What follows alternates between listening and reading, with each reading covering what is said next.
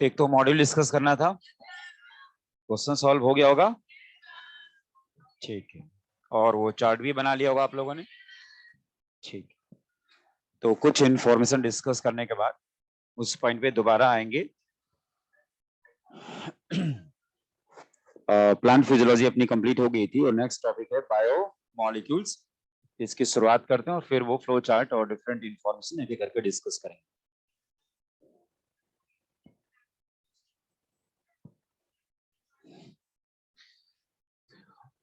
Biomolecules, और इसमें जो डिफरेंट इंफॉर्मेशन है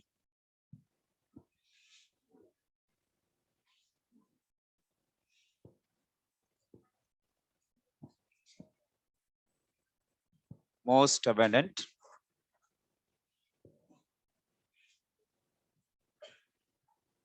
minerals in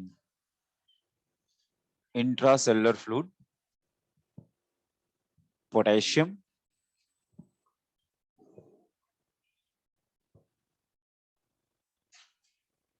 most abundant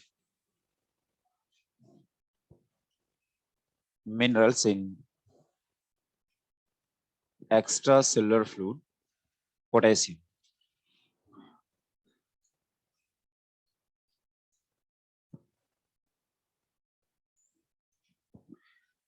Living state,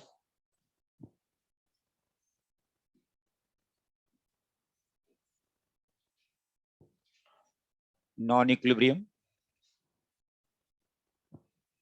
steady state,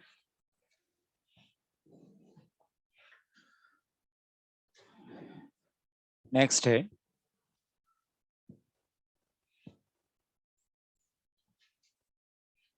average composition of cell, average composition of cell, इसमें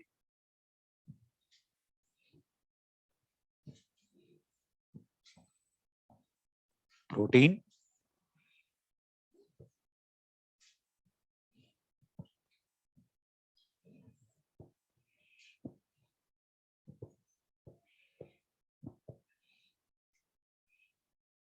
lipid and ions 70 to 90%, 10 to 15%, 5 to 7%, 3%, 2%, 1%.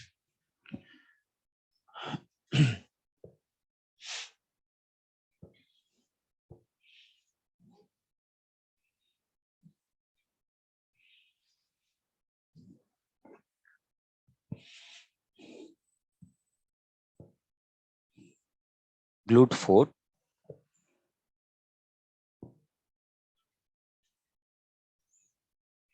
glucose transport into cell. Next है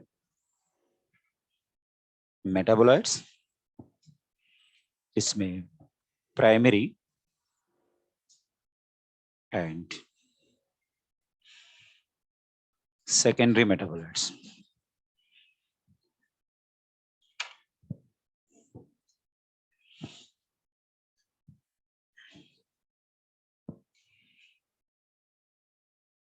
Involving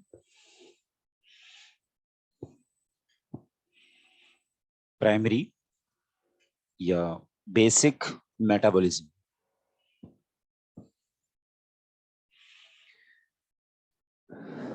For example, chlorophyll, amino acid, sugar और secondary metabolite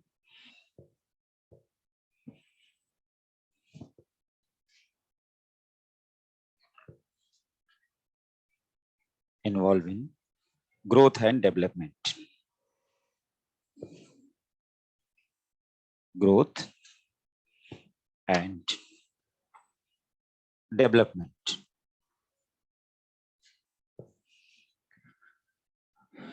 not directly involve in growth and development में ये directly involve नहीं होता।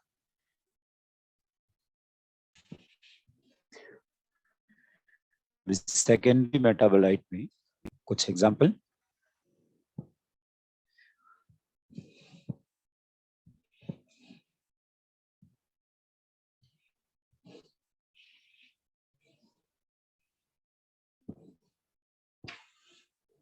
जैसे यहाँ पे आपने रिप्रेजेंट किया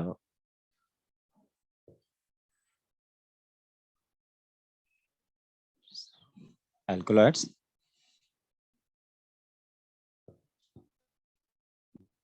टर्पिनॉइड्स, यहाँ पे morphine, कोडेनिन, mono and diterpene,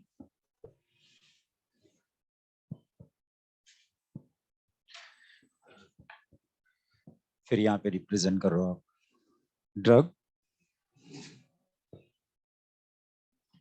vinblastine and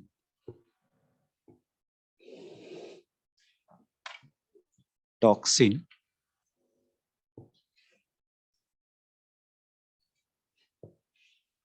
इसमें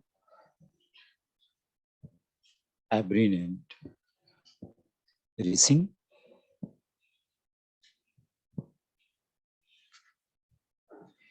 नेक्स्ट है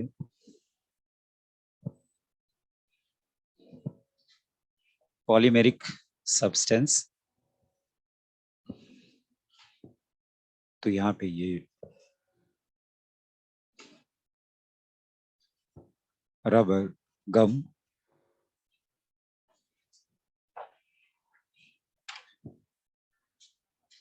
नेक्स्ट है पिगमेंट्स,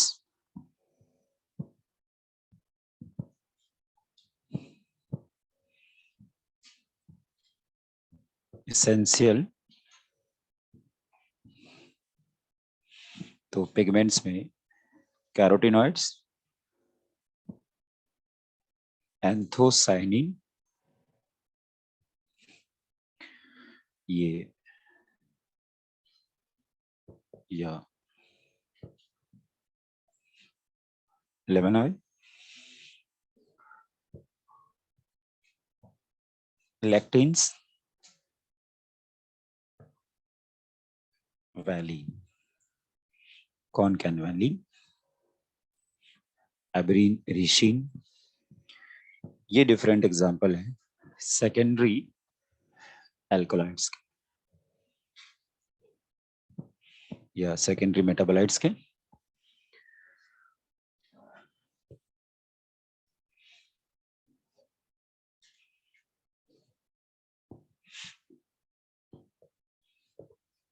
लिख लिया?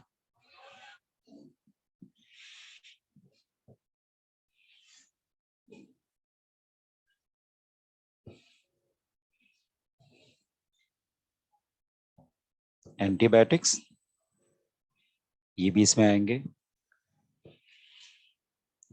अब उसके पर्टिकुलर नाम नहीं लिखा जा रहा क्योंकि ये ऑलरेडी हम जानते हैं।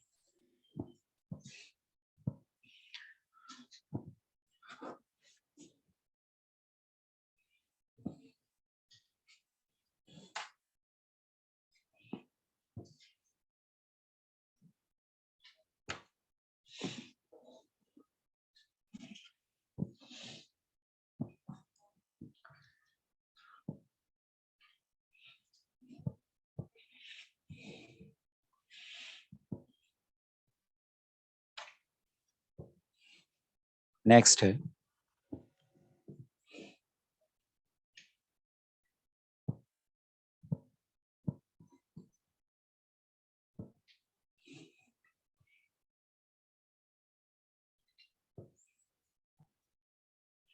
ट्राइक्लोरोएसिटिक एसिड और फिर फिल्टर बाई चीज क्लॉथ। तो यहाँ पर ये दो कैटेगरी, एक है filtrate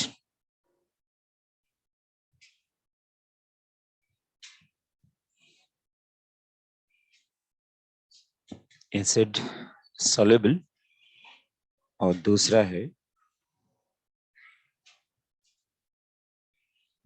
acid insoluble.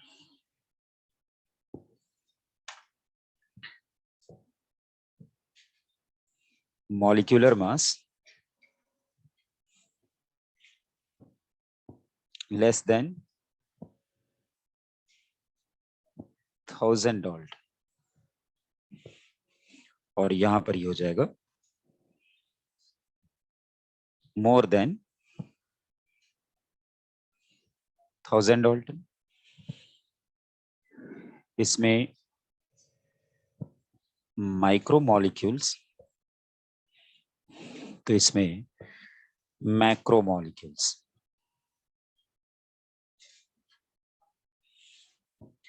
Macro and micro molecules, for example amino acid, monosaccharide, sugar, nucleotide, ये मैक्रो में, और इसी में लिपिड भी आएगा।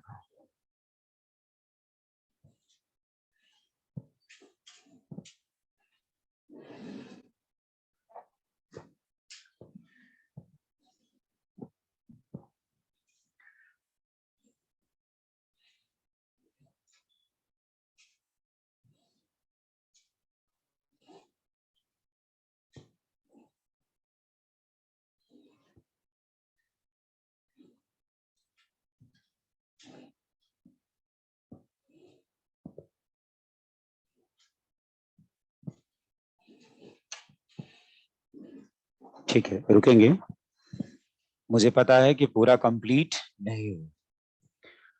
तो यहाँ पे बायोमोलिक्यूल्स की अगर हम शुरुआत करें तो बेसिकली आपको पता है हमें एक तो पढ़ना है प्रोटीन, दूसरा कार्बोहाइड्रेट और तीसरा लिपिड।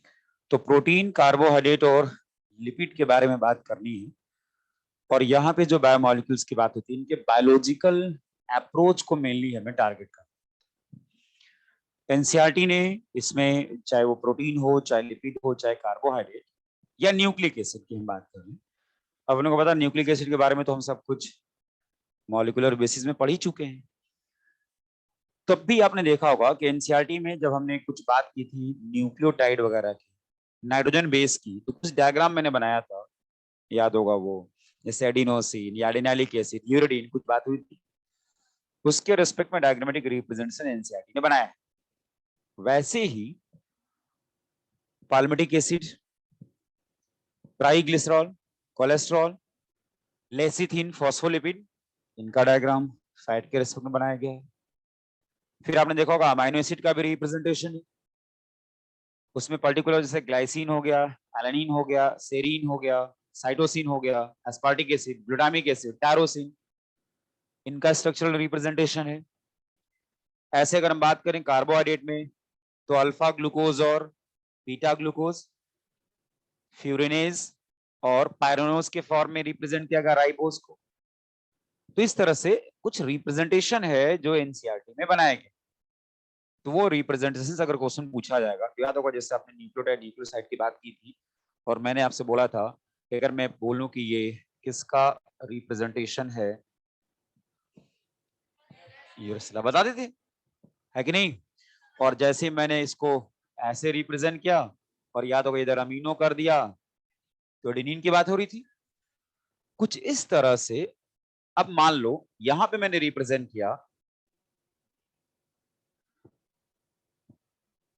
इतना समझ में आ रहा बात अमाइनो एसिड की हो रही है। शायद यहाँ पर H है तो ग्लाइसिन है, CH3 हो जाए तो एलानिन है ना। तो ये भी रिप्रेजेंटेशन एनसीईआरटी ने दिया तो हमें वो याद रखना है। अब क्या इस तरह का डायग्रामेटिक रिप्रेजेंटेशन आपने केमिस्ट्री में पढ़ा है? पढ़ा या नहीं पढ़ा, यस या नो बोलना। यस सर, पढ़ा या नहीं पढ़ा। अगर मॉड्यूल में है, एनसीईआरटी में है तो मैं पढ़ाऊं, चाहे वो पढ़ा हो चाहे नहीं पढ़ा। पढ़ा हो तो एक बार और रिवाइज हो जाए। सही है। तो बेसिकली सारी इंफॉर्मेशन डिस्कस करने के बाद जो भी आपने आप लिखा है, जो याद करना है वो मैं आपको याद भी करवा दूंगा। उसके बाद हम वो सारे डायग्रामेटिक रिप्रेजेंट, बेसिकली आपको पता हमें पढ़ना क्या है इसके बाद। हमें पढ़ना प्रोटीन, हमें पढ़ना कार्बोहाइड्रेट, हमें पढ़ना लिपिड। न्यूक्लिक एसिड नहीं पढ़ना। क्यों? पढ़ चुके हैं। डीएनए आरएनए आप पढ़ चुके हो, है ना। तो बेसिकली मैं प्रोटीन, कार्बोहाइड्रेट और लिपिड को टारगेट कर, लेकिन इसको टारगेट करने से पहले, जैसे मान लो मैं प्रोटीन की शुरुआत करता हूँ, पेप्टाइड बॉन्ड आप जानते हो, वो सी और पता नहीं क्या कुछ कार्बोक्सिलिक और ए पी कुछ बोलते थे, पेप्टाइड बॉन्ड सब पढ़ा है ना आप लोगों ने, पेप्टाइडिल ट्रांसफरेज एंजाइम के। तो पूछता भी रहूंगा बीच बीच में, जो पढ़ाया मैंने वो तो पूछ ही सकता हूँ आपसे। तो इसके अलावा भी जो डिफरेंट इंफॉर्मेशन है हमें एक एक करके डिस्कस करना। सही है। लेकिन इसको डिस्कस करने से पहले कुछ बेसिक पॉइंट्स है जो हमें यहाँ पे डिस्कस करना था, वो मैंने यहाँ पे लिख दिया है। जैसे बायोमोलिक्यूल्स में आपने बोला, आपको पता बायोमोलिक्यूल्स में कार्बोहाइड्रेट, प्रोटीन, लिपिड, विटामिन, ये सब सारी चीजें आती हैं। Most abundant minerals in intracellular fluid अगर बोला जाए तो पोटेशियम, और अगर एक्स्ट्रा सेलुलर फ्लूइड बोला जाए तो सोडियम है। नेक्स्ट पॉइंट है, लिविंग स्टेट क्या होता है, non equilibrium and steady state. आपको तो अगर हमारे अंदर मेटाबॉलिज्म चल रहा है ना, तो जब तक मेटाबॉलिज्म चल रहा है हम इक्विलिब्रियम कंडीशन में नहीं होते। शायद इक्विलिब्रियम का मतलब डेथ मान। सही है। तो हमारा जो लिविंग स्टेट वो क्या इक्विलिब्रियम है कि नॉन इक्विलिब्रियम? Non equilibrium. और स्टडी स्टेट का मतलब है कि बहुत ज्यादा फ्लक्चुएशन नहीं, मतलब एक फिक्स है। मतलब जैसे ये कहने का मतलब है, जैसे मान लो कि एक पेरेंट्स की मैं बात करूं आपका, जैसे कांस्टेंट इनकम तो फिक्स हो गया ना, वो स्टडी इनकम हो गया। तो वही स्टडी का मतलब क्या है, फिक्स है। मतलब बहुत ज्यादा फ्लक्च, थोड़ा बहुत चलेगा लेकिन बहुत ज्यादा फ्लक्चुएशन नहीं, ये स्टडी स्टेट कहलाता है। तो लिविंग स्टेट क्या होता है, नॉन इक्विलिब्रियम स्टडी स्टेट। आपने देखा होगा लिविंग स्टेट के लिए एनसीईआरटी में एक पेज से भी ज्यादा इंफॉर्मेशन लिखा है, उसके काम की ये लाइन है जो आपको याद रखना है कि क्या होता है, नॉन इक्विलिब्रियम स्टडी स्टेट। ठीक है भाई। एवरेज कंपोजिशन ऑफ सेल की बात करें तो एवरेज कंपोजिशन ऑफ सेल में आपने बोला सबसे ज्यादा water, protein, nucleic acid, carbohydrate, lipid और आयन। ये आपने बोला 70 to 90%, 10 to 15%, 5 to 7%, 3%, 2%, 1%। सही है। अभी जो लिखा है मैं उसकी बात कर रहा हूँ, फिर याद करने वाला पॉइंट थोड़ी देर में भी रिपीट करूंगा। अभी जो लिखा मैं उसकी बात कर रहा हूँ, ठीक है। नेक्स्ट है GLUT4 के बारे में आप जानते ही। अच्छा, और लग भी रहा है क्या, enable to glucose transport, glucose transport में रोल प्ले करता है। बोलो। मेटाबोलाइट्स की बात करें, दो तरह का है। अभी रिसेंटली इस बार भी इससे क्वेश्चन पूछा गया। अब ऐसे टॉपिक में कोई शॉर्टकट नहीं होता है तो याद करना है। पर बोलो, मैं आपको कुछ सीक्वेंस बता सकता हूं जिससे आप इसको याद कर सकते हो, लेकिन याद तो करना पड़े। अब एक तरीका था कि बायोमोलिक्यूल में डायरेक्ट में शुरू करता कार्बोहाइड्रेट, प्रोटीन, लिपिड और बायोमोलिक्यूल खत्म हो जाता, लेकिन ये भी आपके एनसीईआरटी में है तो इससे क्वेश्चन बनता है और इस बार रिसेंटली पूछा भी गया है। तो मेटाबोलाइट में एक हो गया प्राइमरी, दूसरा हो गया सेकेंडरी मेटाबोलाइट। प्राइमरी मेटाबोलाइट जो होगा वो किसमें इन्वॉल्व होता है, प्राइमरी या बेसिक मेटाबॉलिज्म में। फॉर एग्जांपल आपने बोला क्लोरोफिल, अमाइनो एसिड, शुगर। और जैसे मान लो photosynthesis, chlorophyll, protein synthesis, amino acid, respiration, sugar. तो ये बेसिक मेटाबॉलिज्म है जिसमें ये सब इन्वॉल्व होते हैं, और ये प्राइमरी मेटाबॉलिज्म। इससे क्वेश्चन आपसे नहीं पूछा है, ये तो हम पढ़ते ही अपने से क्वेश्चन किससे पूछा था, सेकेंडरी मेटाबॉलिज्म जो डायरेक्टली प्लांट के ग्रोथ और डेवलपमेंट में इन्वॉल्व नहीं होते। अब आपने बोला यहाँ पे कि सेकेंडरी मेटाबोलाइट का क्या एग्जांपल है, तो यही वो डिफरेंट एग्जांपल है जो यहाँ पर आपने मेंशन किया है। देखते हैं अल्कोलॉइड में आपने क्या लिखा, मॉर्फिन एंड कोडेन। टर्पिनॉइड में मोनोटर्पिन और डाइटर्पिन। ड्रग में आपने बोला विनब्लास्टिन एंड कुरकुमिन। टॉक्सिन में एबेरिन और रिसिन। पॉलीमेरिक सब्सटेंस में रबर और गम, पिगमेंट्स में कैरोटीनॉइड और एंथोसानिन, इसेंशियल ऑयल में रॉस ऑयल और लेमन ऑयल, लैक्टिन्स में कॉन कॉनवेलिन। तो कॉन कैनवेलिन किस में आ गया? लैक्टिन्स। और एंटीबायोटिक्स में कुछ भी नहीं लिखा। कई सारे एंटीबायोटिक हैं जिसमें आएंगे, कुछ के नाम तो हमने, पेनिसिलिन तो पढ़ा ही है, पेनिसिलियम, नोटैटम, सही है। दैट मीन्स ये सेकेंडरी मेटाबोलाइट है, ये प्लांट से भी प्रोड्यूस हो सकता है और माइक्रो ऑर्गेनिज्म से भी प्रोड्यूस हो सकता है, बट हमें बेसिकली टारगेट किसको करना है? प्लांट। तो समझिएगा, अब ये जो डिफरेंट एग्जांपल है, आपसे मान लो पूछा जाए कि एबेरिन किसका एग्जांपल है? टॉक्सिन का। विनब्लास्टिन किसका एग्जांपल है? और याद होगा, अगर ऐसे क्वेश्चन पूछा जाएगा तो आपको याद है तभी क्वेश्चन सॉल्व होगा, नहीं तो क्वेश्चन सॉल्व नहीं होने। तो अब मैं, क्योंकि इसके नीचे कुछ ऐसे पॉइंट आएंगे जहां से इस बायोमॉलिक्यूल की शुरुआत होती है, एक बार मैं आपसे बात करता हूं। एवरेज कंपोजिशन ऑफ सेल याद रखना, सबसे ज्यादा आपने बोला, फिर फिर फिर फिर और फिर आए। अब समझो 70 to 90%, फिर 10 to 15, अच्छा 15 की बात हो रही है यहाँ पे, फिर 5 की बात है, 15 तो 5 to 7 ठीक है। अब उसके बाद 3 2 1, सही है। तो समझना, यहां से मैं बोल रहा हूं ये वॉल प्रेशर WP, ये क्या हो जाएगा? वॉल प्रेशर नकली, कुछ ऐसे बोल दें, वॉल प्रेशर नकली, वॉल प्रेशर नकली। सीक्वेंस इधर से उधर नहीं कर सकते, यही सीक्वेंस में ही आपको याद रखना है। तो वॉल प्रेशर नकली, वॉल प्रेशर, ये एवरेज कंपोजिशन ऑफ सेल। अबे रुक जाओ रुक जाओ रुक जाओ, है ना। वॉल प्रेशर नकली में इतना समझ में आना, wall pressure, water, protein, nucleic acid, carbohydrate, lipids, carbohydrate, ions, हो जाएगा। तो एक तो ये सीक्वेंस अपने को याद रखना था, वॉल प्रेशर नकली, है ना। ठीक, आगे बढ़ते हैं।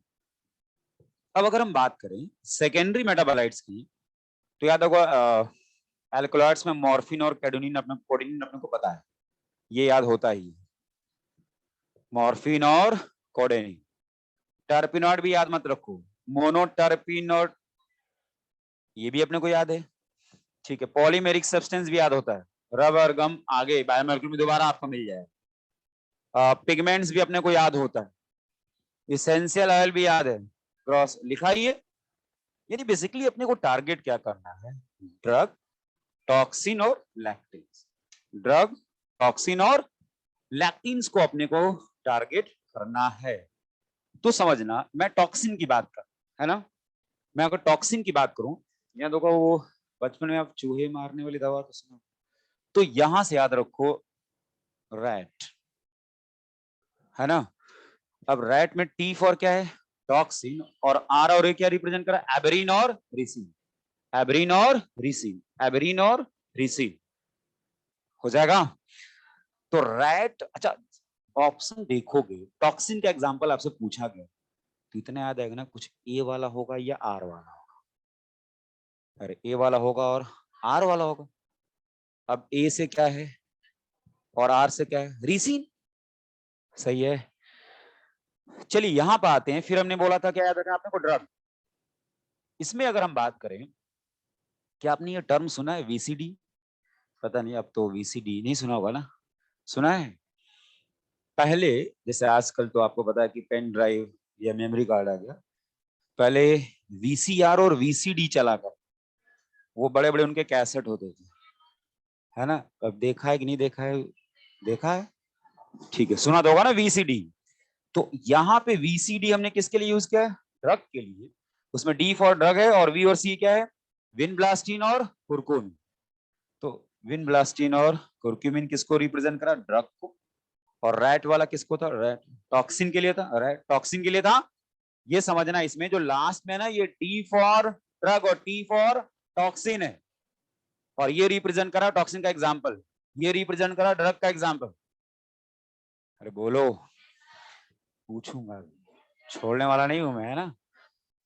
और यहाँ पे फिर आते हैं लास्ट में लैक्टिन, क्या है, concanavalin, lean L L lectin, lectin lectin concanavalin, होगा याद? ठीक है, मैं फिर से रिपीट करता हूं। Average composition of cell, wall pressure नकली, वॉल प्रेशर का मतलब है target pressure, water, protein, nucleic acid, carbohydrate, lipid, ये एवरेज कंपोजिशन। सही है। इधर आपने बोला कि अपने को एल्कोलॉइड तो याद ही है, मॉर्फिन और कोडेनिन, ये डाई और मोनोटर्पिन याद ही रहेगा, ग्रॉस ऑयल, एसेंशियल ऑयल लिखा ही है उसमें, पिगमेंट्स में कैरोटीनॉइड, एंथोसियानिन अपने को पता ही है, पॉलीमेरिक में पता ही है। 3 पॉइंट है जो अपने को याद रखना है। एक मैंने बोला कि टॉक्सिन में याद रखना रैट, रेसिन और एबेरिन हो जाएगा उसका, VCD ड्रग में विनब्लास्टिन और कुर्कुमिन, और आपने बोला लैक्टिन में कॉनकैनवैलिन, लैक्टिन कॉनकैनवैलिन। सही है। और मैं कहता हूं 2-3 स्पेलिंग बीच की भूल भी जाए क्या फर्क पड़ता है, अपने को तो ऑप्शन देख समझ में आ रही बात। आगे आते हैं, लिविंग टिश्यू की बात कर रहे हैं, grind with trichloroacetic acid. Living tissue को हमने लिया और ट्राइक्लोरोएसिटिक एसिड के साथ क्या किया, ग्राइंड किया। ग्राइंडिंग के बाद फिर इसको हमने फिल्टर किया किससे, चीज क्लॉथ्स। तो इसको 2 पार्ट में आपने डिवाइड किया, एक है फिल्ट्रेट या जो एसिड सॉल्युबल, और दूसरा एसिड इनसॉल्युबल। अच्छा, जो नॉन फिल्ट्रेट होगा शायद उसका साइज बड़ा होगा, इसीलिए फिल्टर नहीं हो पाया। तो इसको हम बोल सकते हैं जो फिल्ट्रेट होगा वो कौन सा होगा, माइक्रोमोलिक्यूल, और जो शायद फिल्टर नहीं हुआ वो मैक्रोमोलिक्यूल होगा। सही है।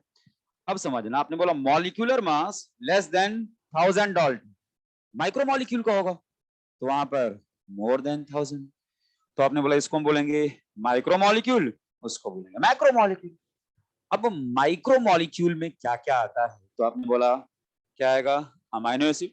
थोड़ी सी जगह अपने पास कम पड़ गई, इसलिए मैंने छोटा छोटा लिखा है जानबूझ के, क्योंकि इधर उधर तो लिखना नहीं है ना, आपके लिए बेटा।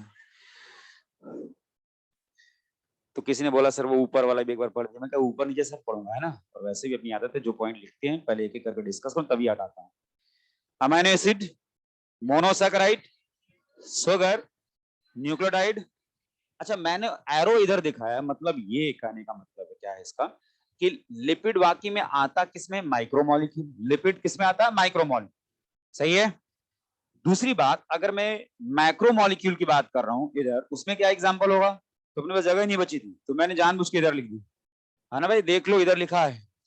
मैक्रोमोलिक्यूल का एग्जांपल क्या है, न्यूक्लिक एसिड, प्रोटीन। अच्छा, न्यूक्लिक एसिड की बेसिक यूनिट न्यूक्लियोटाइड, जो शायद माइक्रो में आएगा। प्रोटीन की बेसिक अमाइनो एसिड। और पॉलीसेकेराइड की बात करें तो याद होगा इसमें मोनोसेकेराइड और ऑलिगोसेकेराइड जैसी बात होती थी। अब ऑलिगोसेकेराइड में स्पेशली डाइसेकेराइड, जिसको आप सुगर बोल लो, वो आपने वहां पे लिखा। तो मोनोसेकेराइड और सुगर किस में आ रहे हैं, माइक्रो में, और पॉलीसेकेराइड मैक्रो में। लिपिड किसका एग्जाम्पल है, तो लिपिड एग्जाम्पल है माइक्रो का, मॉलिक्यूलर वेट के हिसाब से ये किस में आएगा, माइक्रो में। लेकिन ये किस सेक्शन का हिस्सा होगा, एसिड इनसॉल्युबल, यानी ये मिलेगा इधर, मॉलिक्यूलर वेट कम है इसका, लेकिन एसिड में सॉल्युबल, तो इन यानी मिलता इधर है। एरो मैंने यही दिखाया कि मिलेगा इधर, लेकिन एग्जाम्पल किसका होगा, वो माइक्रो। तो आपसे पूछा जाए कि कौन सा माइक्रो मॉलिक्यूल है जो एसिड सॉल्युबल में, सॉरी इनसॉल्युबल मिलता है, तो लिपिड। सही है। अब मैक्रो मॉलिक्यूल का एग्जांपल बताओ, क्या लिपिड भी मैक्रो का हिस्सा है, नहीं, लिपिड किसका हिस्सा है, माइक्रो का। सही है। रुक जाओ, लिख लेना आप लोग। तो इस तरह से हमने एक फ्लो चार्ट वगैरह बनाया जिसमें हमने ये डिस्कस कर लिया कि कौन मैक्रो में आएगा और कौन माइक्रो में। अब अपने को पता है, इसी को हमने एक एक करके डिस्कस करना है। अगर हम प्रोटीन की शुरुआत करेंगे तो अमीनो एसिड की बात ऐसे ही हो जाएगी। अगर हम कार्बोहाइड्रेट की बात करेंगे तो मोनोसेकेराइड, ओलिगोसेकेराइड और पॉलीसेकेराइड की बात करनी होगी। न्यूक्लिक एसिड की बात करेंगे तो न्यूक्लियोटाइड की बात करनी ही पड़ती है, लेकिन हम नहीं करने वाले क्योंकि ये बात हो चुकी है। सही है। और लिपिड की बात करते हो तो आपको पता है लिपिड पॉलीमर नहीं बनाता क्योंकि उसका कोई मोनोमर नहीं होता। तो उसमें याद होगा फैटी एसिड वगैरह, ग्लिसरॉल वगैरह, इनकी बातें हम करने वाले। वैक्स किसका एग्जाम्पल है, इस तरह की बातें हम करेंगे लिपिड में। तो एक एक करके इन डिफरेंट बेसिकली इन्हीं, यहाँ पे मैं बात कर लूँ लिपिड, पॉलीसेकेराइड और प्रोटीन, यानी कार्बोहाइड्रेट, प्रोटीन और लिपिड की बात करने वाले हम लोग। लेकिन इन बायोमोलिक्यूल्स को शुरू करने से पहले एनसीईआरटी ने इनके जो स्ट्रक्चरल रिप्रेजेंटेशन को बनाया एनसीईआरटी में, पहले मैं उन पॉइंट्स को यहाँ पे टारगेट करूंगा, यानी सबके स्ट्रक्चर को मैं आपको पहले याद कराऊंगा, ताकि अगर वो स्ट्रक्चर आ जाए तो आप देख कर बता सकते हो कि स्ट्रक्चर किसका है। उसके बाद डिफरेंट पॉइंट एक एक करके हम डिफरेंट बायोमोलिक्यूल्स को शुरू करेंगे। ठीक है, तो मुझे लगता है कि यहाँ तक तो सबने कंप्लीट कर लिया क्या? ये एग्जाम्पल मैक्रो में भी लिखा कि नहीं लिखा? तो ठीक है, इसको लिख लीजिए, फिर बात करते हैं। मैं एनसीईआरटी के पेज नंबर 145 के अकॉर्डिंग जो डायग्रामेटिक रिप्रेजेंटेशन है,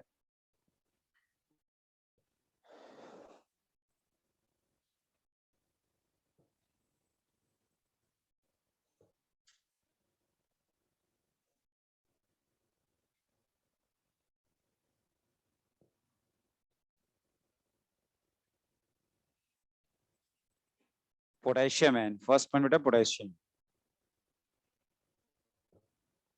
आपके नहीं बेटा, आप लोग लिखते रहो, है ना।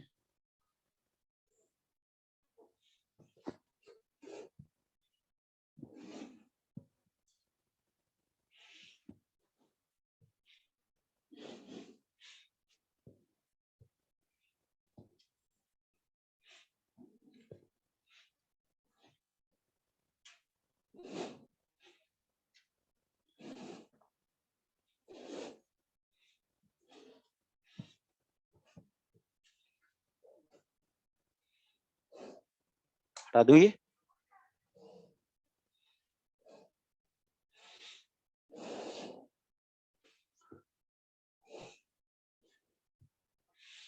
अब जिन बायोमोलिक्यूल्स को मैं डिस्कस करना है उनके स्ट्रक्चर की बात एक साथ, चाहे वो न्यूक्लिक एसिड हो, चाहे वो प्रोटीन हो जिसमें अमाइनो एसिड की बात करेंगे, चाहे लिपिड हो, चाहे कार्बोहाइड्रेट, सबकी बात एक साथ स्ट्रक्चर के थ्रू करने वाले।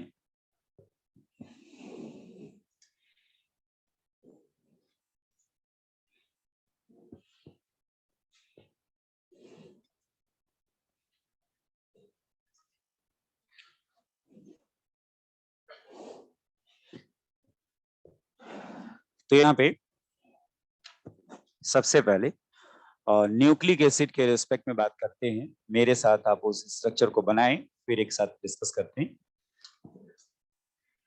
न्यूक्लिक एसिड में जैसे आपने रिप्रेजेंट किया,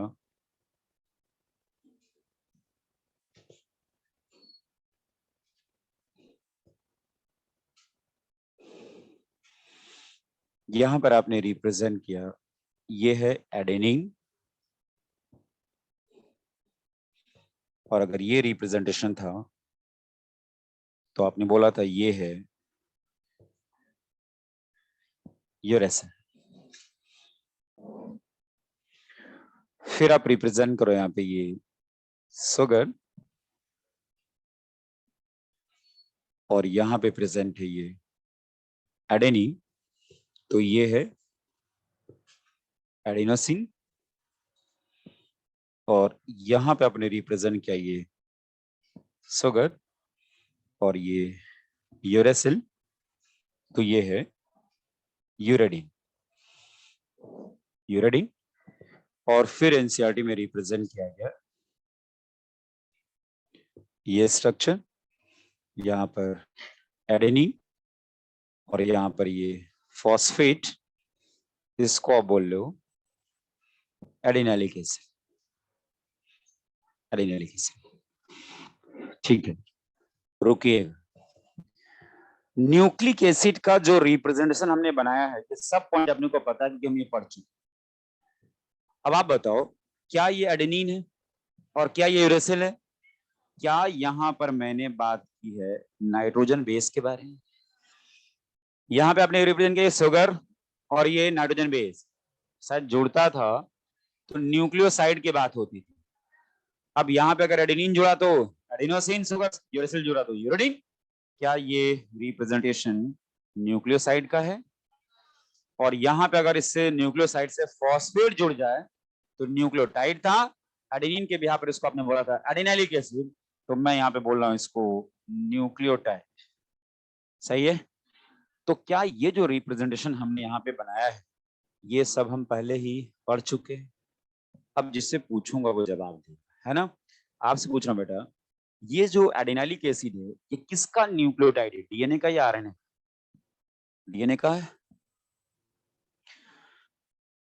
आरएनए डीएनए होता तो डीऑक्सी टर्म जो, सही है ना, डीऑक्सी। डीऑक्सी नहीं है तो, और डीऑक्सी है तो बैठ जाओ। क्या वो बातें फिर से बताऊं? बस एनसीईआरटी में पेज नंबर 145 पे जो डायग्राम बनाए बस मैं उसकी बात कर रहा हूं। मैंने पहले बोल दिया, इससे ज्यादा हमने हमने तो डीएनए का भी स्ट्रक्चर बनाया है। सही है ना। तो सर वो रिप्रेजेंटेशन जो एनसीईआरटी ने बनाया, क्या आपको पता है क्वेश्चन वहीं से आपसे पूछा जाए, है ना। तो क्या ये सब आपने पढ़ा है कि नहीं पढ़ा है? तो ये बात किसकी होगी? Nucleic acid. इसी तरह से प्रोटीन अमाइनो एसिड की बात करेंगे, कार्बोहाइड्रेट की बात करेंगे, लिपिड की बात करेंगे। जो रिप्रेजेंटेशन बनाए उसको मैं बना। तो ठीक है, इसको कंप्लीट करिएगा। इधर आते हैं, ये कंप्लीट है ना।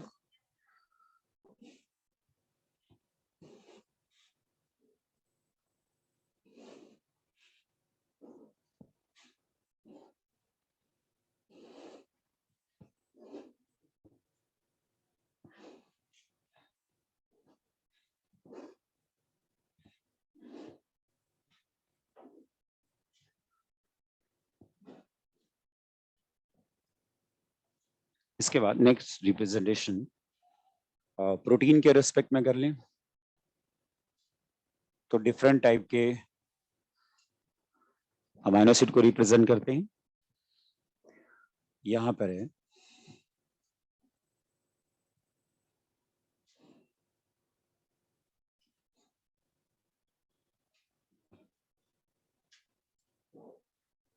ग्लाइसिन,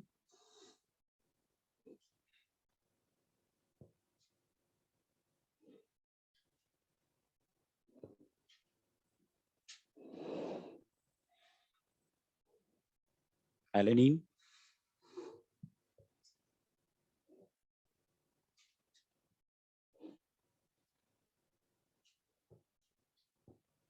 सेरिन,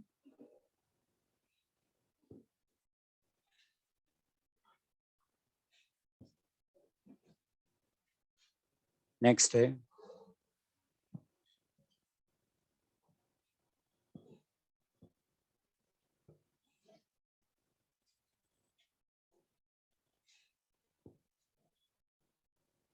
सिस्टीन,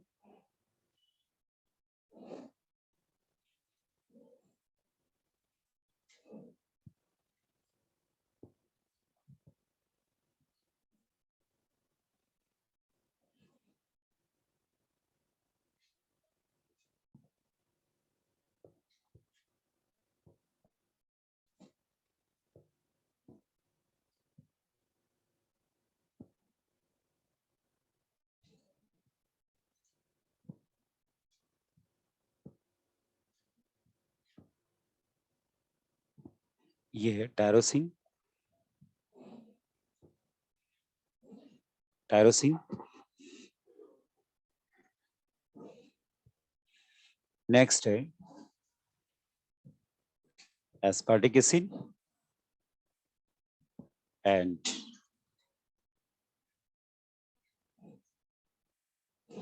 ये है एस्पार्टिक एसिड और फिर है ग्लूटामिक एसिड।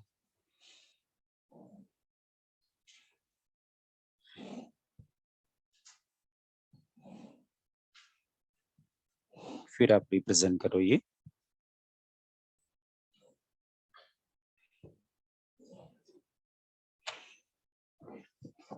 Glutamic acid.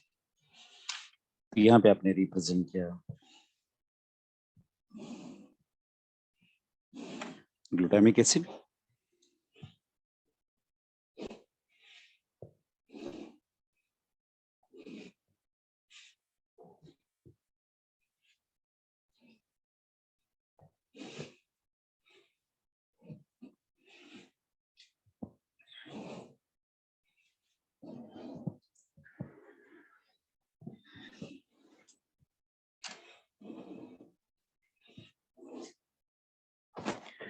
क्या न्यूक्लिक एसिड का रिप्रेजेंटेशन कंप्लीट हो गया है?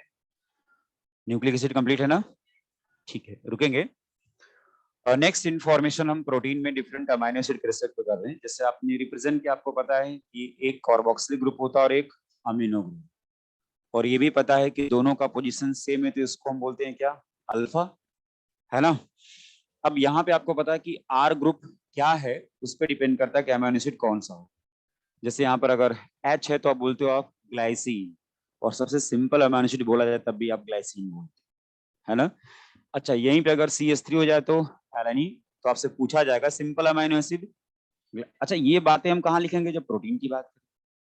अरे बोलो। फिर आपने बोला अगर CH3 हो जाए तो एलानीन, अगर वहां पे OH आ जाए तो सेरीन हो जाएगा। फिर आपने बोला यहाँ पर अगर सल्फर आ जाए, याद होगा, सल्फर कंटेनिंग अमाइन, मिथोनिन भी था, लेकिन मैंने बोला एनसीईआरटी ने जो रिप्रेजेंटेशन बनाया सिर्फ उसकी बात। तो H है तो ग्लाइसिन, CH3 है तो एलानीन, OH आ जाए तो सेरीन, सल्फर आ जाए तो सिस्टीन, और ये रिप्रेजेंटेशन किसका हो गया? टायरोसिन। मतलब अपने लेवल पे बात करें, रिंग लाइक स्ट्रक्चर आ जाए तो समझ जाना बात हो रही है किसकी? टायरोसिन। और वैसे भी एरोमेटिक अमाइनो एसिड होता है ये, है ना, टायरोसिन। ठीक है, नेक्स्ट आते हैं यहाँ पर। अगर CH2COH तो ये एस्पार्टिक एसिड, और CH2CH2 और फिर COH हो जाए तो ग्लूटामिक एसिड। तो याद रखना, अगर H है तो CH3 होते हो, OH आ जाए तो सेरीन, सल्फर आ जाए तो सिस्टी, और ये रिंग लाइक स्ट्रक्चर टायरोसिन हो जाएगा। और फिर अगर एक CH2COH है तो एस्पार्टिक एसिड, और यही दो हो जाए तो ग्लूटामिक एसिड। सही है? तो ये रिप्रेजेंटेशन किसका हो गया? डिफरेंट टाइप्स के अमाइनो एसिड का, जो हमने प्रोटीन में टारगेट किया। इधर हमने नाइट्रोजन बेस की बात कर ली, न्यूक्लियोसाइड की बात कर ली, न्यूक्लियोटाइड। अब ये होता क्या, वो सब कुछ डिस्कस हो चुका पहले। शायद इनके स्ट्रक्चर की बात पहले हुई थी, शायद क्या हुई थी, मैंने नहीं पढ़ाया था तो हुई थी। सही है ना? बट फिर भी एक जगह जो एनसीईआरटी ने रिप्रेजेंट किया सारे डायग्राम में रिप्रेजेंट करना चाहता है ना? ठीक है, अब आगे बढ़ते हैं। ये हटा दूं, न्यूक्लिक एसिड कंप्लीट है। अब इसके बाद में लिपिड और कार्बोहाइड्रेट के रेस्पेक्ट में जो रिप्रेजेंटेशन है इसकी बात करूंगा।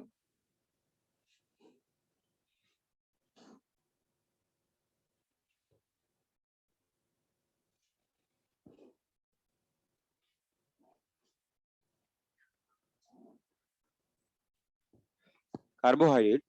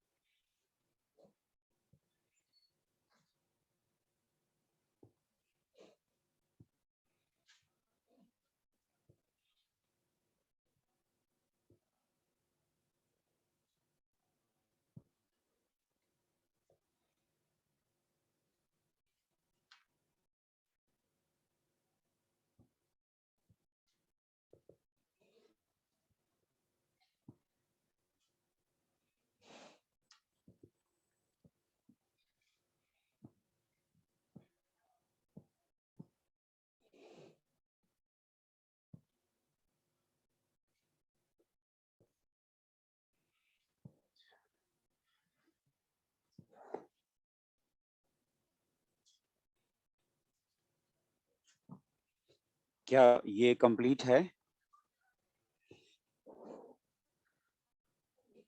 ठीक है, यहाँ पे जो कार्बोहाइड्रेट में आपने रिप्रेजेंट किया, रुके, क्या केमिस्ट्री में आप पढ़ चुके हो अल्फा और बीटा ग्लूकोज? अपने को पता है पोजीशन नंबर फर्स्ट पे अगर OH नीचे है तो अल्फा ग्लूकोज, और अगर ये OH ऊपर आ जाए तो बीटा ग्लूकोज। तो मैंने बस यहाँ पे पोजीशन 1 को चेंज करके मैंने किसको रिप्रेजेंट कर दिया? बीटा ग्लूकोज को। अच्छा, यहाँ पर आपको पता है कि ये 1 2 3 4 5 6 कार्बन यहाँ पे प्रेजेंट है, तो जो 6 मेंबर रिंग होता है उसको हम क्या बोलते हैं? पैरानोज, और जो 5 मेंबर रिंग है उसको क्या बोलते हैं? फेरानोज। तो ये पैरानोज और ये फेरानोज का स्ट्रक्चर आपने रिप्रेजेंट। सही है। अब बताओ, न्यूक्लिक एसिड के डिफरेंट स्ट्रक्चर की बात होगी, प्रोटीन के रेस्पेक्ट में डिफरेंट अमीनो एसिड की बात होगी, और कार्बोहाइड्रेट में हमने अल्फा बीटा ग्लूकोज, या ये बोलो कि पायरोनोज और फ्यूरोनोज रिंग की बात कर रहे हैं। अब बचा क्या है? लिपिड।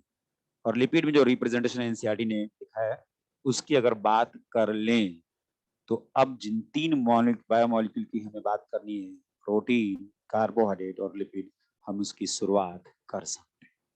सही है ना? तो इसको कंप्लीट करेगा, तब तक मैं इसको हटाता हूं। शायद ये कंप्लीट है, ये ग्लाइसिन। चलो कंप्लीट कर लो, फिर बात करते हैं इससे। लिपिड की बात करनी है अपने को।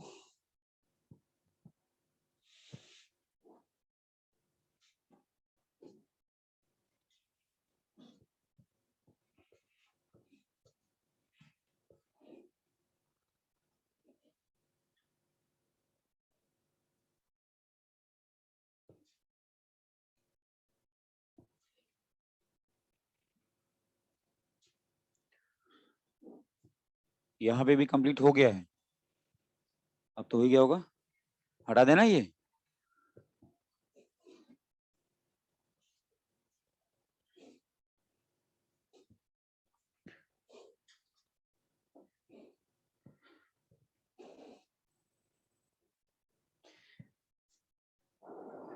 नेक्स्ट है लिपिड, और इसके रिस्पेक्ट में बात करें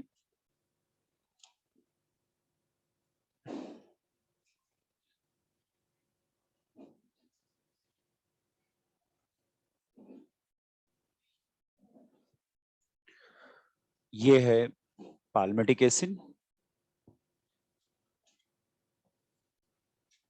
60 कार्बन कंटेन। नेक्स्ट है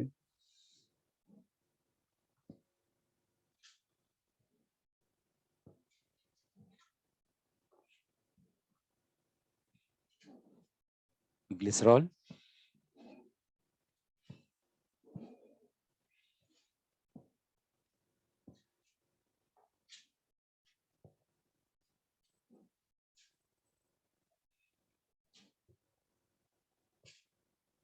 ये R1, R3,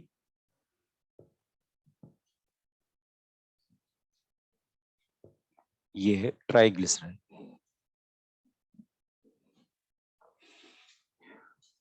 ट्राइग्लिसराइड लिपिड मुझे लगता है बायोमोलिक्यूल केमिस्ट्री में यानी लिपिड क्या है? लिपिड है। ठीक, कुछ भी नहीं है ना, ट्राइग्लिसराइड। फिर इसके बाद हम रिप्रेजेंट करें लेसिथिन के स्ट्रक्चर को।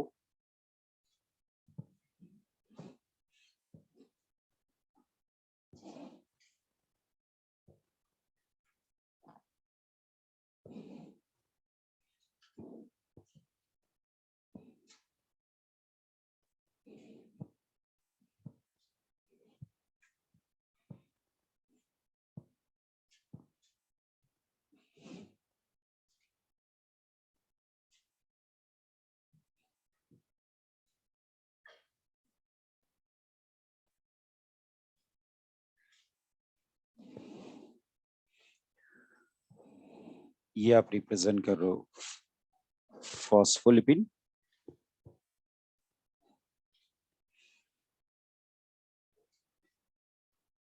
फॉस्फोलिपिड, और स्पेशली ये लेसिथिन।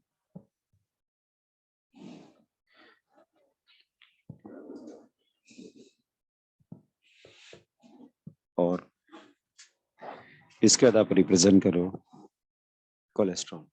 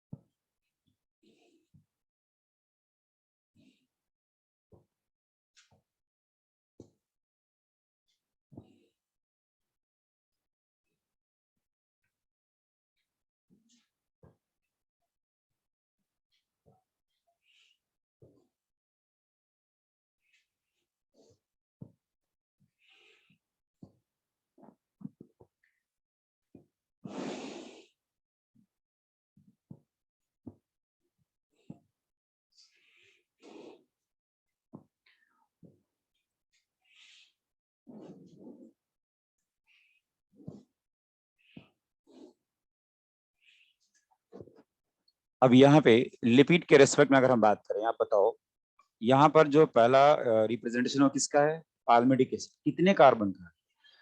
आपको पता है स्टेरिक भी होता है, लिनोलिक भी होता है, लिनोलेक भी होता है, लेकिन एनसीईआरटी ने जिसका रिप्रेजेंटेशन बनाया है सिर्फ हम उसकी बात करें, वो है पाल्मिडिक एसिड। कितने कार्बन कंटेनिंग है? 16। हो सकता है ये रिप्रेजेंटेशन हो जाए और पूछा जाए कि किसको रिप्रेजेंट किया गया, तो पाल्मिडिक एसिड। यहाँ पे आपने किसको रिप्रेजेंट कर दिया? ग्लिसरॉल। यहाँ पे आपने रिप्रेजेंट कर दिया ट्राइग्लिसराइड को। और यहीं पे अगर आप फॉस्फेट को देख लोगे तो समझना बात हो रही किसकी? फॉस्फोलिपिड। अब फॉस्फोलिपिड भी डिफरेंट टाइप का होता है, तो जब लिपिड पढ़ेंगे तो बताया जाएगा। उस फॉस्फोलिपिड में मेनली बात किसको रही? लेसेथिन की। ये यहां से अपने को अच्छा एक ही स्ट्रक्चर है, ये तो सोचना ही नहीं। फॉस्फोलिपिड में किसका रिप्रेजेंटेशन है? लेसेथिन। तो देखा जाए अगर वो ट्राइग्लिसराइड याद है ना अपने को, तो उसके वजह पे जहां फॉस्फेट दिख जाए वो रिप्रेजेंटेशन फॉस्फोलिपिड का हो जाएगा। और फिर ये किसका हो जाएगा? फॉस्फोलिपिड में किसका रिप्रेजेंटेशन? लेसिथिन। तो हो सकता है पूछा जाए रिप्रेजेंटेशन किसका है? फॉस्फोलिपिड का। हो सकता है फॉस्फोलिपिड ना दे करके ऑप्शन में लेसिथिन मिल जाए। सही है। फिर बताओ, अगर मैं इसकी बात करूं तो ये किसका रिप्रेजेंटेशन है? कोलेस्ट्रॉल। तो अगर इस तरह का रिप्रेजेंटेशन है तो कोलेस्ट्रॉल। अब आप समझना इस बात को, रुकना है।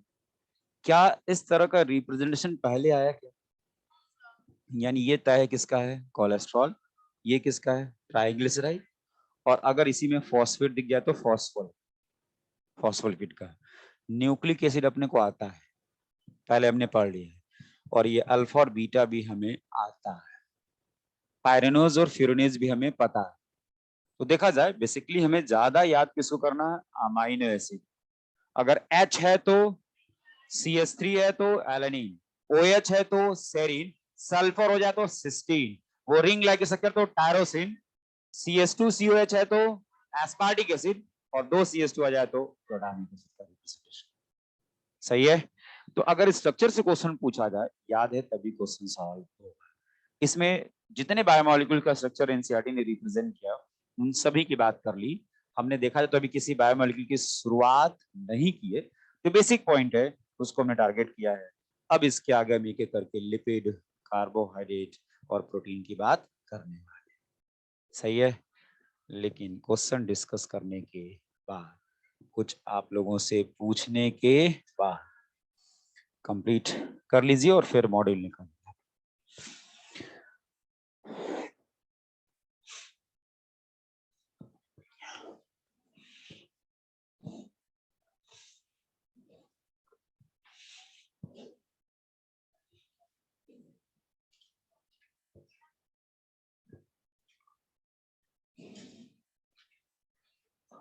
फ्लो चार्ट बनाया था बेटा आप लोगों ने? दिखाओ बेटे। हाँ वाह, बहुत अच्छे।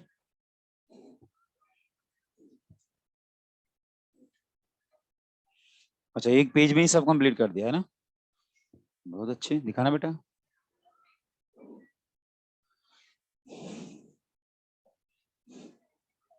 हाँ बेटा ठीक है। आप लोगों ने बेटा बनाए, ठीक है। अच्छा, क्या मैक्सिमम लोगों ने अपने से लिख लिया कि नहीं लिख लिया? शायद कुछ पॉइंट के लिए मुझे लगता है अगर मॉड्यूल की रिक्वायरमेंट पड़ी होगी तो पड़ी होगी, नहीं तो मैक्सिमम पॉइंट आपने खुद कंप्लीट कर लिया हो। कोई ऐसा है जिसका कंप्लीट नहीं हुआ हो? हाँ, कुछ पूछना चाह रही बेटा? क्या हो गया ये? मेन ऑक्सीन, जिबरलिन और साइटोकाइनिन का लिखना था। कहाँ गया बायोसे? बायोसे, हाँ ठीक है, वेना कल्चर ठीक है। एंडो बार्ली, रिमूव डॉर्फिजम ई प्लांट, ठीक, डिले सेनेसेंस सही है। फ्लोएम सेल डिवीजन वाला पॉइंट भी लिखना, किसमें? बायोसे में, है ना? ट्रिपल रिस्पांस ठीक है। उसमें एक सेल डिवीजन किसमें? साइटोकाइनिन। ये कॉपी किसकी थी बेटा? तुम्हारी है पक्का? ठीक, मॉडल निकाल लीजिए। हाँ जी, किसी में कुछ पॉइंट छूट गया क्या? मैं फिर से बोलूं, मेनली हमें ऑक्सीन, जिबरलिन और साइटोकाइनिन के बायोसे को टारगेट करना था। ऑक्सीन में अवेना कर्वेचर टेस्ट याद रखना है। उधर आपने एंडोस्पर्म डाइजेशन और ड्वार्फिज्म को, तो एंडोस्पर्म डाइजेशन में सब कुछ आ गया है ना, लेकिन एंडोस्पर्म डाइजेशन और मैंने बोला removal of dwarfism in P, P plant में ड्वार्फिज्म को रिमूव करता है। अब इसमें आ जाएगा इंटरनोडिला, कौन? ये भी मैं बताऊं, जिब्रेलिन की बात हो रही है ना, सही है। बाकी सुगर केन प्रोडक्शन वो सारे पॉइंट तो ऑलरेडी से जुड़ जाएंगे। इधर आपने बोला था डिले सेनेसेंस, किसमें? साइटोकाइनिन, और इसी में cell division, cell division cytokinin का है, ठीक है। बाकी तो ट्रिपल रिस्पांस आपने लिखा नहीं लिखा, एनसीईआरटी ने इसकी बात नहीं की है तो कोई दिक्कत नहीं, बट आपने लिखा था ट्रिपल रिस्पांस हार्मोन किसमें? शायद फ्रूट राइपनिंग में भी रोल प्ले करता है इथालिन, और उधर आपने बोला था एंटी जिब्रेलिन, सही है। मॉड्यूल में जब आपने क्वेश्चन सॉल्व किया होगा तो क्वेश्चन आपको मिला होगा इटियोलेशन से। मैं बताता हूँ इटियोलेशन क्या है। जब प्लांट को लाइट प्रॉपरली नहीं मिलती है तो वो प्लांट थिन हो जाता है, यानी इंटरनोड इलांगेशन भी देखने को मिलता है, पत्तियां पीली पड़ जाती हैं। अच्छा, शायद क्लोरोफिल फॉर्मेशन के लिए लाइट एसेंशियल है, याद है ना? तो वो रिप्रेजेंट किसको करता है? इटियोलेशन। इसके अलावा अगर कोई डाउट है तो पहली वाली एक्सरसाइज में 1 से लेकर के 25 तक, 75, 25 लिखा ना बेटा, 1 से लेकर के 25 तक। Gibberellin can promote seed germination because of their influence of, किसने पूछा ये? आपने बेटा।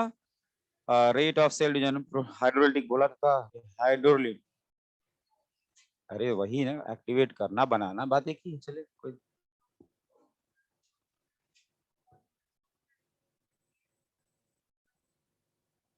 एक तो वो है, और दूसरा अगर नहीं दोगे तो जिब्रेलिन भी ये काम करा रहा है, एब्जॉर्प्शन ऑफ वाटर। ये जिब्रेलिन थोड़ी करेगा एब्जॉर्ब कराए। सवाल है कि जिब्रेलिन का रोल क्या है? वो वाटर को एब्जॉर्ब कराने काम नहीं है, हाइड्रोलिक एंजाइम को एक्टिवेट कराने का है ना, जिब्रेलिन का रोल पूछ रहा है। ठीक है, 25 तक, 26 से लेके 50 तक, 51 से लेके, अच्छा ही नहीं, सेकेंड एक्सरसाइज में 1 से लेके 31 तक पूछ लो। 11 द एनुलर स्पर्म, कुछ नहीं, ये प्लांट एनाटॉमी का क्वेश्चन है। मैच्योरिंग, मैच्योरिंग की बात का मतलब मैच्योरेशन की तरफ जाएगा वो। सेकेंडरी ग्रोथ है ना, differentiation is the part of maturation. Question number 7, अरे पहले 7 बता लें। Senescence and is an active development cellular process in the growth and functioning of a flowering plant is indicating annual plant, floral plant, leaf abscission याद होगा, अगर leaf में abscission हो रहा है तो किसको रिप्रेजेंट करा? सेनेसेंस। पत्तियां एक पर्टिकुलर टाइम के बाद गिर जाएंगी, क्वेश्चन नंबर 18 याद होगा, अवेना कर्वेचर टेस्ट की बात हुई थी, तो उसमें क्या हो रहा था, क्वांटिटेटिव एंड क्वालिटेटिव। तो क्वांटिटेटिव एनालिसिस कि उसका अमाउंट कहीं पर ज्यादा और कहीं पे कम था। तो जो एक्चुअली में क्या है ना, जो FW वेंट का एक्सपेरिमेंट था ना, उसी के लाइन से क्वेश्चन, तो सीधे से जो क्वांटिटेटिव एनालिसिस था उसको हमें टारगेट करना। क्वेश्चन नंबर सेकंड में डाउट है,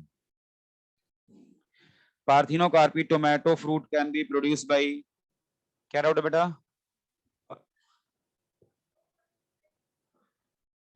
वो तो किसी का भी ज्यादा कर लेगे बेटा तो इनहिबिटरी इफेक्ट होता है हमेशा, किसी भी ग्रोथ हार्मोन का लेवल सर्टेन ज्यादा कर लोगे ना तो इनहिबिटरी इफेक्ट करने लगेगा।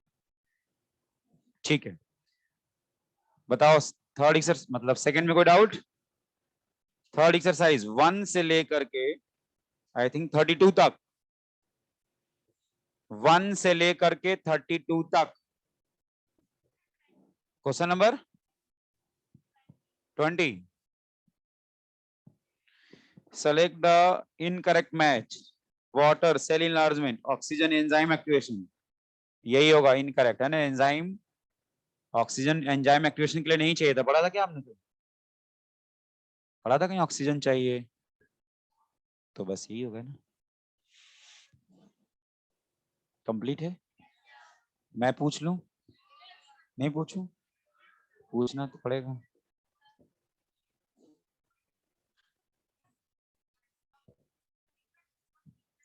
एडिकॉट एंड ओक्यूमा, एडिकॉट एंड ओक्यूमा,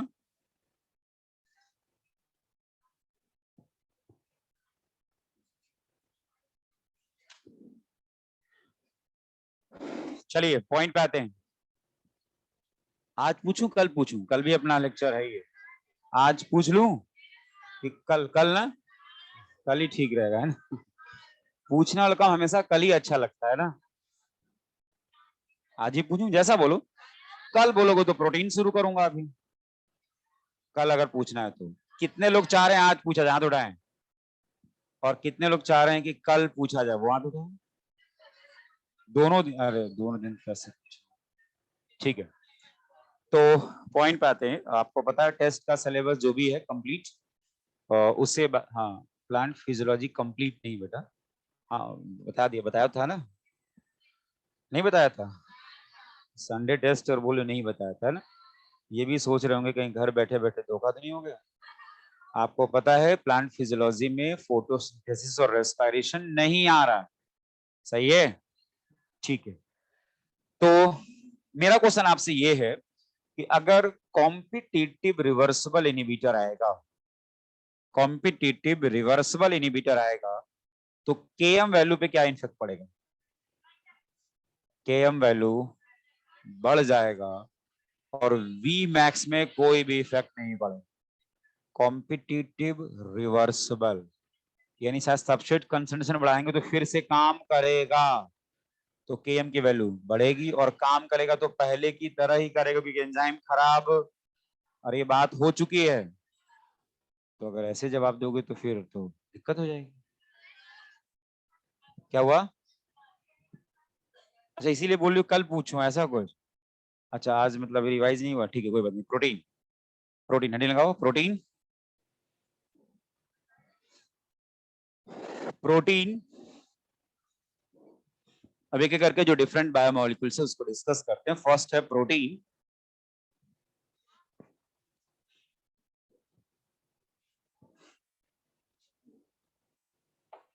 प्रोटीन में पहला पॉइंट लिखोगे,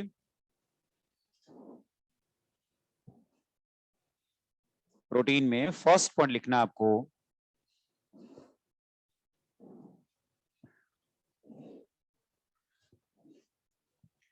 किसका पॉलीमर है ये? तो लिखेंगे polymer of amino acid, polymer of amino acid protein में, पहला पॉइंट। आप बताओ क्या जो अमाइनो एसिड होंगे सब उस पॉलीपेप्टाइड चेन में सब सेम होंगे क्या, डिफरेंट होंगे? दैट मीन जो आपने लिखा पॉलीमर ऑफ अमाइनो एसिड, तो ये क्या है? Heteropolymer of amino acid. तो ब्रैकेट में इसी पॉइंट के आगे लिख लेना heteropolymer of amino acid. Heteropolymer of amino acid. इसमें भी बोला सर पूछो, है ना, यहाँ भी पूछा जा रहा है सर पूछ लो। Heteropolymer of amino acid, heteropolymer of amino acid लिख लिया। Next simple amino acid glycine. Next point है सिंपल अमाइनो एसिड ग्लाइसिन। और अगर कॉम्प्लेक्स पूछे तो tryptophan. Simple amino acid glycine and complex amino acid tryptophan. Simple amino acid glycine, complex amino acid tryptophan. Next,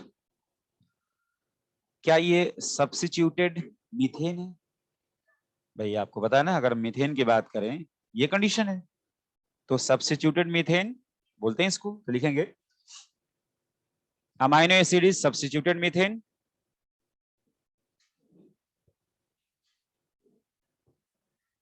amino acid is substituted methane.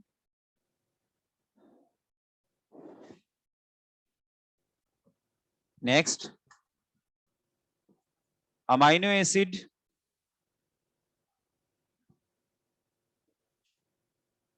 Derived hormone कौन सा है? Epinephrine. Amino acid derived hormone epinephrine. Next, protein conduct in our body, protein conduct in our body in the form of amino acid.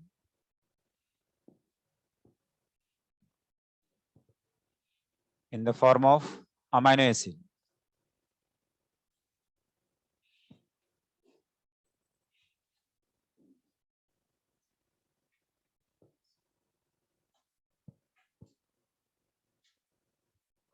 नाम सुना आपने? ये protein के structure को represent करने के लिए हम यूज में लाते हैं रामाचंद्रन प्लॉट। सुना है? तो लिखेगा structure of protein represented by, structure of protein. मुझे लगता है क्या केमिस्ट्री में पढ़ाया जाता है ये रामाचंद्रन प्लॉट? क्योंकि ये हायर क्लासेस में पढ़ाया जाता है। Structure of protein represented by Ramachandran plot.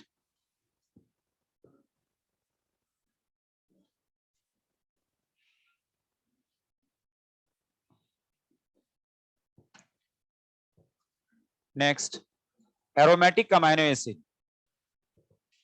Aromatic amino acid बिल्कुल सही, फिनाइलैलानाइन। एरोमेटिक अमाइनो एसिड, इसमें 3 नाम लिखना है, ट्रिप्टोफैन, टायरोसिन एंड क्या बोला आपने? Phenylalanine. Tryptophan, tyrosine and phenylalanine. ये जानते हो?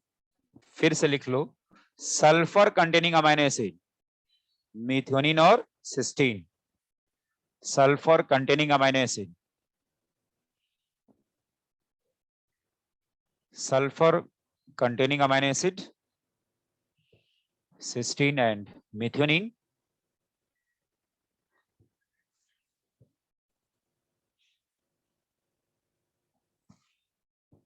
नेक्स्ट, इसेंशियल अमाइनो एसिड कितने हैं? 10 essential amino acid.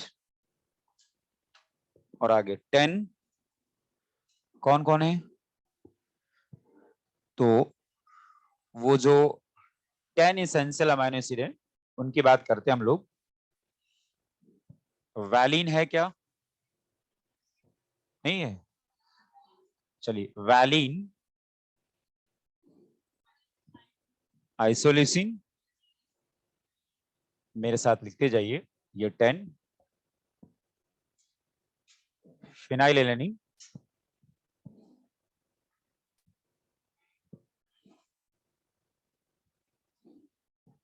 Histidine, arginine, leucine, lysine, methionine, tryptophan, threonine.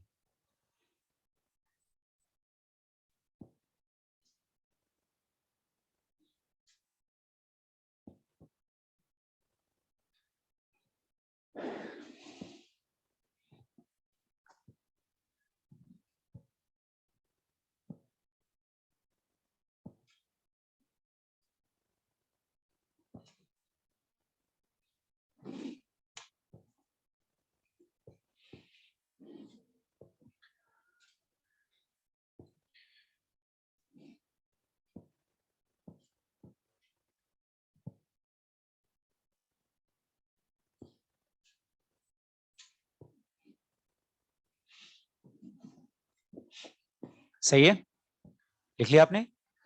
आप बताओ प्रोटीन सिंथेसिस की अगर हम बात करें, टोटल कितने अमीनो एसिड? 20। क्या 20 amino acid protein synthesis participate करेंगे? उसमें से 10 था नॉन इसेंशियल और 10 है इसेंशियल।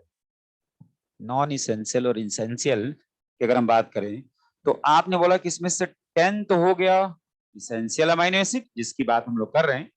इस इसेंशियल अमीनो एसिड का मतलब क्या है?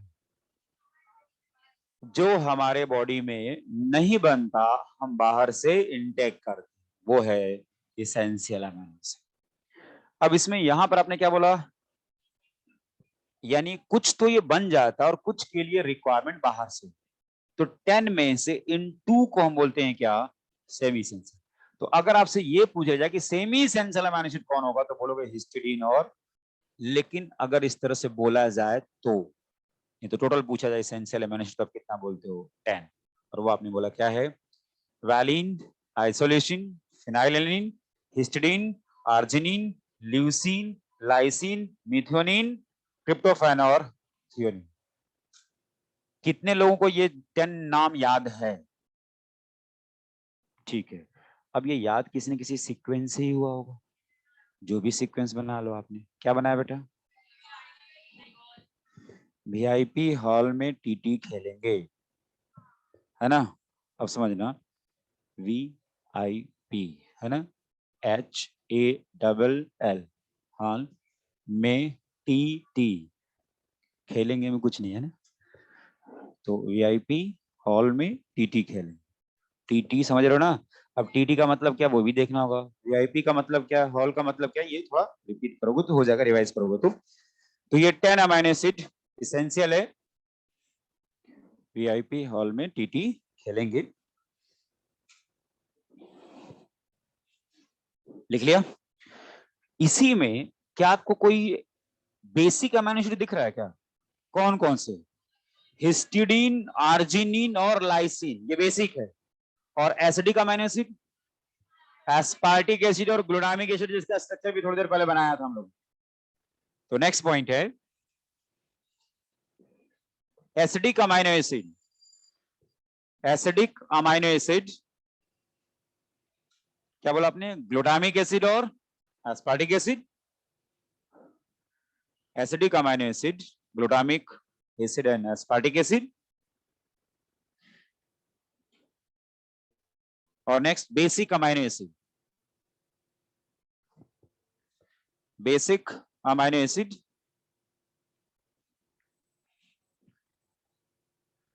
क्या हो जाएगा? Histidine, arginine, lysine. Histidine, arginine और लाइसिन, ये बेसिक अमीनो एसिड है, हिस्टिडीन, आर्जिनिन और लाइसिन। सही है।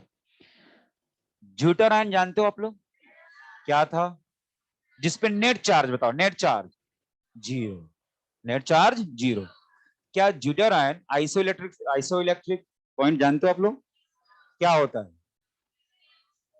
वो पीएच जिस पे अमाइनो एसिड ज्यूटाराइन के फॉर्म में प्रेजेंट होगा, वो आइसोइलेक्ट्रिक पॉइंट था। और उस पॉइंट पर जो अमाइनो एसिड है वो इलेक्ट्रिक फील्ड में मूव नहीं करता।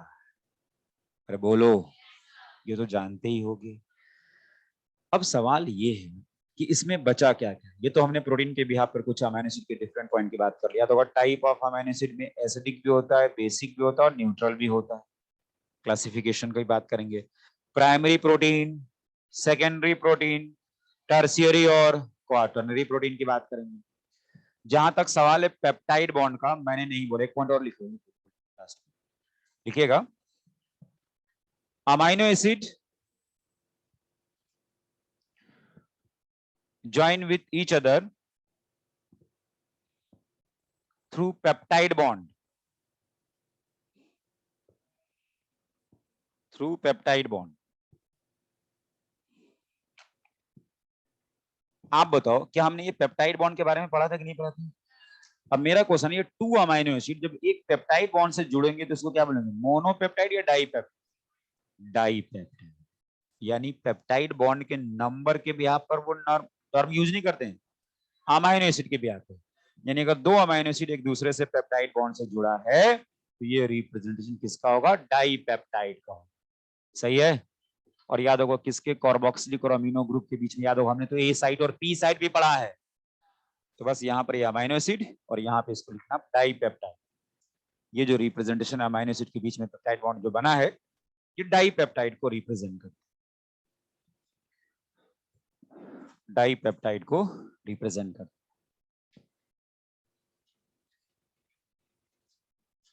तो आगे की कहानी नेक्स्ट लेक्चर में।